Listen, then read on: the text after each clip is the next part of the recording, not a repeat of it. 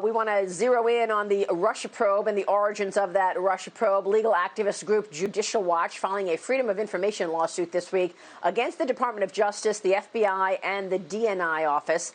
The group is requesting all records of the Oval Office meeting in January 2017, where the Steele dossier and General Michael Flynn were discussed. The meeting reportedly included President Obama, Vice President Joe Biden, National Security Advisor Susan Rice, and FBI Director Jim Comey. Joining me right now is Judicial Watch President Tom Fitton. And Tom, it is great to have you this morning. Thanks so much for joining us.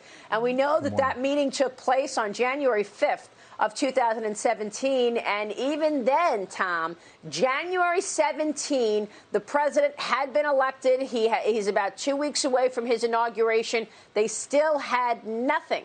No evidence in terms of any collusion with Russia, which was the story they had been going with for 2 years prior. Well, that's right. And the day before the meeting, the FBI had concluded there was no there there with General Flynn, yet that was kept open, that investigation. They talked about it on January 5th. They not only talked about Flynn withholding information potentially from the incoming Trump administration on national security issues, but they also talked about that dossier. The next day, Comey goes to President-elect Trump, confronts him with the dossier, not because he was warning him about anything, but because he was investigating him and spying on him after that meeting with President Obama. Joe Biden, it turns out, he was talking about the Logan Act and General Flynn, completely out to lunch in terms of any legal basis to investigate the incoming National Security Advisor.